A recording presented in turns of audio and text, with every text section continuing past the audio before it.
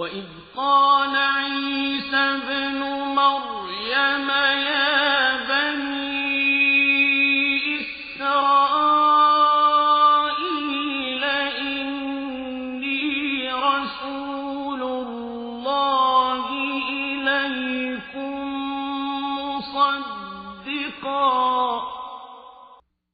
مُصَدِّقًا لِّمَا بَيْنَ يَدَيَّ مِنَ التَّوْرَاةِ وَمُبَشِّرًا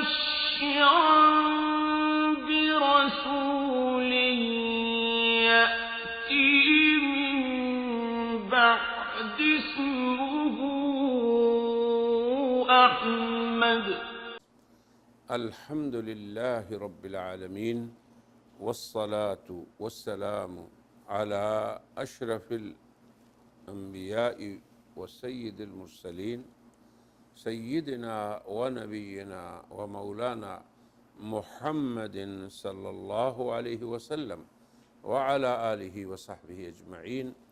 أما بعد فأعوذ بالله من الشيطان الرجيم. بسم الله الرحمن الرحيم. وَإِذْ قَالَ عِيسَى ابْنُ مَرْيَمَ يَا بَنِي إِسْرَائِيلَ إِنِّي رَسُولُ اللَّهِ إِلَيْكُمْ مُصَدِّقًا لِمَا بَيْنَ يَدَيَّ مِنَ التَّوْرَاةِ وَمُبَشِّرًا بِرَسُولٍ يَأْتِي مِن بَعْدِ اسْمُهُ أَحْمَدُ.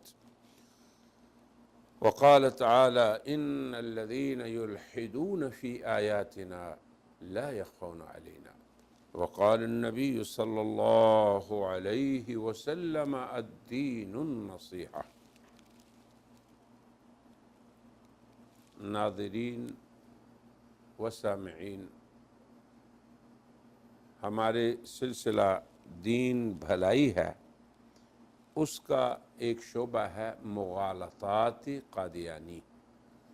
تو قادیانیت کس طرح انسانیت کو مغالطے میں ڈالتی ہے، مسلمان عوام اور سادہ لوگوں کو دھوکہ دیتی ہے.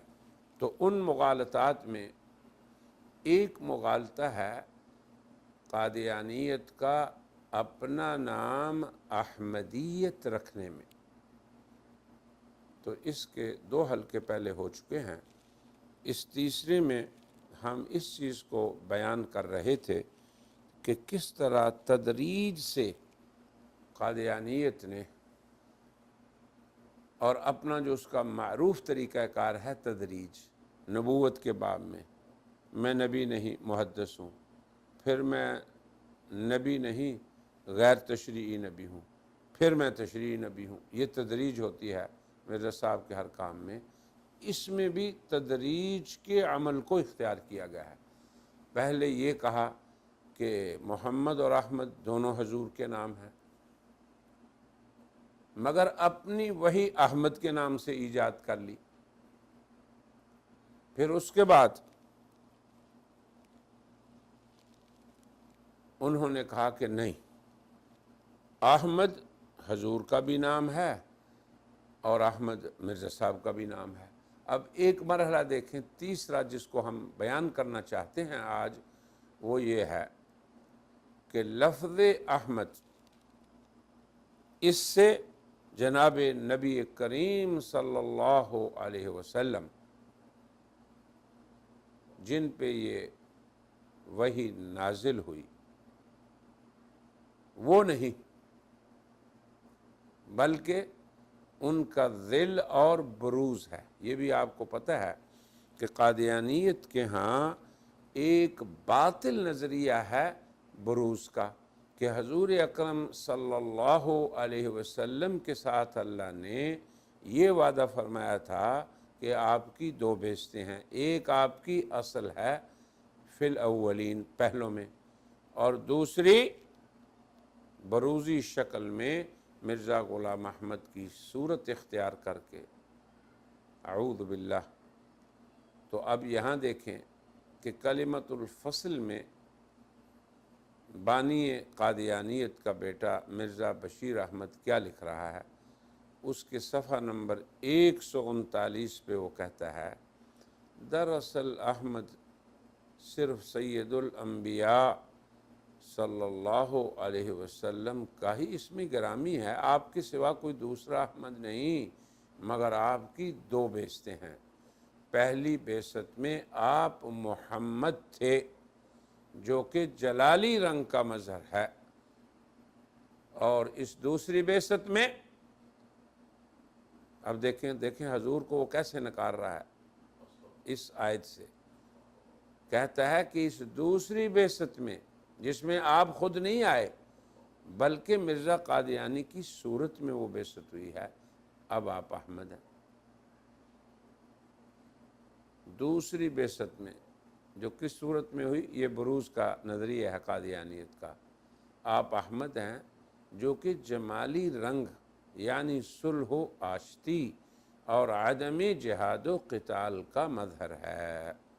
تو گویا بشارت عیسوی آپ کی پہلی بعثت کے متعلق نہیں، وَمُبَشِّرًا بِرَسُولٍ يَأْتِي مِن بَعْدِ اسْمُهُ احمد، یہ حضرت محمد صلی اللہ علیہ وسلم اس سے مراد ہی نہیں ہے جس میں آپ بنفس نفیس تشریف لائے اور جلالی رنگ یعنی جہاد و قتال سے دین پھیلایا، بلکہ یہ پیشین گوئی آپ کی دوسری بعثت کے متعلق ہے۔ اور یوں قادیانیت نے استغفر اللہ معاذ اللہ محبت وحی کو اس آیت کا مصداق ہونے سے انکار کر دیا، بلکہ کیا ہوگا، یہ دوسری بعثت کے متعلق ہے جس میں آپ کا مثیل مرزا قادیانی مسیح موعود ہو کے آیا ہے، لہذا اس کا نام مثیلی اور بروزی طور پہ احمد ہے۔ دیکھو کس قدر غلط کاروائی۔ اب یہ کاروائی جو قادیانیت نے کی ہے، اس پہ ہمارا علمی محاسبہ اور مناقشہ کیا ہے؟ ہم کہتے ہیں کہ مرزا بشیر احمد نے اپنے والد کے اسی باطل نظریہ ذل و بروز اس میں توسیع کی، اور پھر اپنے والد ہی کے خام مال کو جس کی اس نے تخم ریزی پہلے کی تھی اسے ہی استعمال میں لاتے ہوئے مذکورہ کارروائی کی۔ اب اس کے اندر کئی شرعی منکرات ہیں، کئی شرعی محظورات پہ یہ کارروائی مشتمل ہے۔ اولاً سورہ صف کی آیت نمبر 6 کے بارے میں کہا کہ اس کا مصداق کون ہے؟ جناب محمد رسول اللہ صلی اللہ علیہ وسلم۔ پھر اس نے اسی احمد کا مصداق ہونے کی صراحت سے نفی کر دی۔ اب دیکھو کیسے نفی کی کہ چونکہ آپ تو محمد صلی اللہ علیہ وسلم ہیں، آپ تو قتال و جہاد کے نبی ہیں، تو آپ مراد ہی نہیں ہو سکتے، بلکہ اس سے مراد آپ کی دوسری بعثت ہے جو کہ بروزی بعثت ہے، جس میں آپ نے مرزا غلام احمد قادیانی کی معاذ اللہ صورت اختیار کی، اور اپنی اس تمام کارروائی کی یہ مرزا بشیر نے اپنے والد کے اسی نظریے باطل نظریہ جو دو بعثتوں کا نظریہ ہے اسی کو بنیاد بنایا کہ حضرت نبی کریم صلی اللہ علیہ وسلم جنہیں اللہ نے فرمایا تھا وَمَا أَرْسَلْنَاكَ إِلَّا رَحْمَةً لِلْعَالَمِينَ، جو نبی سلام تھے ان کو کیا کیا، ان کے بارے میں کیا اس نے ہرزہ سرائی کی کہ وہ شدت اور سختی کو استعمال کرنے والے تھے۔ آپ کی بعثت اولیٰ میں آپ کا نام محمد یعنی جلال اور قتل و قتال کا مظہر ہے، اور بعثت ثانیہ جب آپ کی ہوئی استغفر اللہ مرزے کی شکل میں، تو اب آپ کا نام احمد ہے۔ دیکھو کس قدر بے بنیاد بات ہے جس میں آپ نے مرزا کی شکل اختیار کرتے ہوئے پھر آپ ظاہر ہوئے۔ اس نے یہاں تک کہا کہ احمد کا مصداق صرف مرزا غلام احمد ہی ہے۔ کیوں کہ حضور تو جہاد و قتال والے نبی تھے، اور یہ صلح و آشتی والا نبی جو جہاد و قتال کو حرام کر چکا ہے، اور یہی اصل مقصد تھا مرزا کی نبوت سے کہ وہ اس کو حرام کرے۔ اور یوں پورے دجل سے، کمال دجل سے مرزا بشیر احمد نے اس آیت میں نبی کریم صلی اللہ علیہ وسلم کے لیے وارد کلمہ جو آپ ہی پہ نازل ہوئی اور جو عیسیٰ علیہ السلام کی بشارت ہے، وَمُبَشِّرًا بِرَسُولٍ يَأْتِي مِن بَعْدِ اسْمُهُ احمد، اب دیکھو اس آیت سے اس احمد کا مصداق حضور کو نہیں کہا، بلکہ اپنی اسی دو بیستوں کے باطل نظریے کو بنیاد بنا کے اپنے والد کو ٹھہرا دیا کہ وہ اس کا مصداق ہے، کیونکہ وہ صلح و آشتی کے ساتھ آیا ہے، وہ جہاد و قتال کے خلاف ہے۔ پھر اس نے یہاں تک تصریح کر دی کہ یہ آیت تو حضرت محمد صلی اللہ علیہ وسلم کی پہلی بعثت جو اصل ہے اس سے متعلق ہے ہی نہیں۔ تو قادیانیت کے بانی مرزا غلام احمد کے بیٹے مرزا بشیر احمد کی یہ کارروائی کئی شرعی منکرات پر مشتمل ہے۔ قرآن کریم کی آیت جس میں لفظ احمد جناب نبی کریم صلی اللہ علیہ وسلم کی ذات گرامی کی بشارت کے طور پہ آیا ہے، اس میں صریحاً اس نے الحاد کیا اور اس بشارت کو محبت وحی سے پھیر کر اپنے والد کی طرف لے جانے کی ناکام سعی کی۔ دوسری بات، حضرت رحمت للعالمین جناب محمد الرسول اللہ صلی اللہ علیہ وسلم اور آپ کی ذات گرامی پہ یہ الزام لگایا کہ آپ قہر سے دین کو پھیلاتے تھے، قوت سے، حالانکہ لا اکراہ فی الدین والی بات عام ہے۔ تو یہ متہم کرنا ہے رحمت للعالمین کی ذات گرامی کو، حالانکہ قرآن کریم کا صاف اعلان ہے لا اکراہ فی الدین، دین میں زبردستی ہے ہی نہیں۔ اور پھر خود بھی سوچیں آپ کہ ایمان جو ہے وہ زبان سے نہیں، ہاتھوں سے نہیں، سر سے نہیں، پاؤں سے نہیں، وہ تو دل کے اندر اس کی جگہ ہے، اور دل تک نہ قوت و قہر پہنچتا ہے نہ سیف و سنان پہنچتے ہیں، وہاں تک ان کی رسائی نہیں۔ تو یوں مرزا بشیر نے اعدائے اسلام کے اس نقطۂ نظر کی تائید کی کہ اسلام بزور شمشیر پھیلا۔ رابعاً اپنے والد کے نقطۂ نظر جو نسخ جہاد کا تھا، جس کے لیے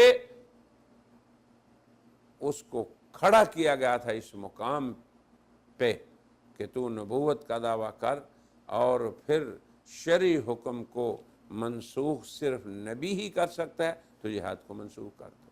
تو اس کی تائید میں تاکہ استعمار کو اس کی نو آبادیات میں ہر طرح کا امن میسر رہے، کوئی اس کے خلاف ہی کھڑا نہ ہو، محکوم قومیں اپنی آزادی کی جد و جہد ہی نہ کر سکیں، اور جو کر رہی ہیں وہاں بھی ان کی کوشش ماند پڑ جائے اور آزادی کی تحریکوں کی کوئی وقت ہی باقی نہ رہے۔ لوگ ہیں تو یہ تو جناب علی اسلام کے خلاف جا رہے ہیں، اسلام میں تو جہاد منسوخ ہو گیا ہے۔ خامساً اپنے والد کے وہی باطل نظریہ بروز کہ دو بیستیں حضور کی، اس نے اس کی تائید کی۔ سادساً حضرت عیسیٰ علیہ السلام کی بشارت کو اپنے والد مرزا غلام احمد قادیانی کے لیے خاص کر دیا، حتیٰ کہ یہاں تک کہہ دیا کہ آیت مبارکہ ممکن ہی نہیں کہ وہ حضرت صلی اللہ علیہ وسلم کی ذات مراد لی جا سکے اس سے، کیوں کہ حضرت تو محمد تھے، یعنی قتل و قتال والے نبی تھے، اور احمد تو وہ ہوتا ہے جو صلح و آشتی والا نبی ہو۔ اب دیکھو اس نے کہا کہ غیر ممکن ہے کہ اس آیت سے حضور اکرم نبی خاتم جناب محمد رسول اللہ مراد ہوں۔ ساتویں بات یہ ہے کہ جس ہستی پہ پورا قرآن کریم اول تا آخر نازل ہوا اور یہ صورت اس کی صورتوں میں سے ایک ہے، اور یہ آیت سورہ صف کی ایک آیت ہے، اس کے بارے میں کہہ دیا کہ یہ حضرت صلی اللہ علیہ وسلم پہ صادق نہیں ہو سکتی۔ اندازہ کریں، مرزا بشیر احمد جو مؤلف ہے، اب اس کی ایک کتاب ہے سیرت المہدی، تو اس نے اپنے باپ کی اس میں سیرت لکھی ہے۔ تو یہ کارروائی، یہ سچی بات یہ ہے، اور یقیناً یہ اب بنائے قادیانیت کو بھی مطمئن نہیں کر سکی کہ کیسے حضور مراد نہ ہو۔ قرآن پاک کی ایک آیت جو حضور پہ اتری، حضور مراد نہیں۔ اب دیکھیں، یہ اس کے لیے بھی پریشان کن بات تھی، اور اب بنائے قادیانیت بھی اس سے مطمئن نہیں تھے۔ تو اس نے کیا اختیار کیا راستہ؟ اب تو اپنی اس فاسد اور باطل کارروائی کو اس نے اپنے باپ کی طرف منسوب کر دیا، تاکہ اب بنائے قادیانیت مطمئن ہو جائیں کہ میں نہیں کہہ رہا، یہ میرے باپ نے بھی پہلے کہا تھا۔ اور بتایا کہ جو کچھ میں نے اب کیا ہے اس کا باپ اس سے پہلے یہ کہہ چکا ہے۔ تو مرزا بشیر احمد کلمۃ الفصل میں کہتا ہے کہ میرا والد تحفہ گولڑویہ، یہ روحانی خزائن میں جلد نمبر 17 اور اس کے صفحہ نمبر 68 پر اس آیت کے بارے میں، یعنی میرا باپ بھی پہلے کہہ چکا ہے یہ بات۔ وہ کیا ہے؟ اب دیکھیں، یہ اس کا حوالہ ہے روحانی تحفہ گولڑویہ کا۔ وَمُبَشِّرًا بِرَسُولٍ يَأْتِي مِن بَعْدِ اسْمُهُ احمد میں یہ اشارہ ہے کہ حضرت صلی اللہ علیہ وسلم کا ایک مظہر آخری زمانہ میں ظاہر ہوگا، گویا وہ اس کا ہاتھ ہے جس کا نام آسمان پر احمد ہوگا۔ وہ جمالی طور پہ حضرت مسیح موعود کے رنگ میں دین کو پھیلائے گا۔ اب یہ اس نے اپنے باپ کا حوالہ نکال لیا نا اپنی بات کی تائید کے لیے۔ پھر وہ کلمۃ الفصل میں صفحہ نمبر 14 پہ کہتا ہے کہ اسی چیز کے حاشیے میں جو پہلا حوالہ دیا گیا، میرا والد یوں رقم تراز ہے، یہ دیکھیں، یہ اشارہ چونکہ خدا تعالیٰ کو منظور تھا کہ یہ دونوں صفتیں حضرت صلی اللہ علیہ وسلم کی اپنے اپنے وقتوں میں ظہور پذیر ہوں، یعنی ایک صفت کیا؟ قتل و قتال والی، جہاد والی، اور دوسری صلح و آشتی والی۔ اب آپ دیکھیں کیسے وہ اس کے اظہار کو اور ظہور پذیر بتا رہا ہے۔ اسی لیے خدا تعالیٰ نے صفت جلالی کو صحابہ رضی اللہ عنہم کے ذریعے ظاہر فرمایا، یاد کیا انہوں نے۔ اور صفت جمالی کو کیسے بیان کیا؟ مسیح موعود کی شکل میں، کہ جہاد منسوخ کر دیا، یہاں ہے ہی نہیں جہاد۔ اور اس کے گروہ کے ذریعے سے، یعنی جو مسیح موعود ہے قادیانیوں کا، اس کے ذریعے جمالی صفت کو ظاہر کیا اور اس کے گروہ کے ذریعے سے اسے کمال تک پہنچایا۔ اسی کی طرف غور کریں، اس آیت میں اشارہ ہے وَآخَرِينَ مِنْهُمْ لَمَّا يَلْحَقُوا بِهِمْ، نیز وہ تحفہ گولڑویہ صفحہ 96 روحانی خزائن جلد 17 صفحہ 253 میں یوں لکھتا ہے کہ حضرت صلی اللہ علیہ وسلم کا زمانہ 1000 پنجم تھا، یعنی 5ویں ہزار میں۔ وہ کہتے ہیں دنیا کی عمر 7000 ہے، تو 5ویں میں حضور مبعوث ہوئے، جو اسم محمد کا مظہر تجلی تھا۔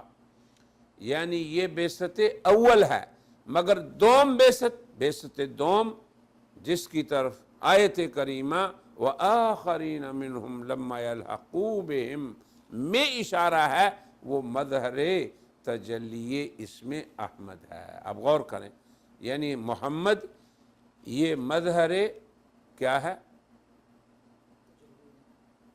کون سا، کس چیز کا مظہر ہے؟ جلال کا، اور احمد جمال کا۔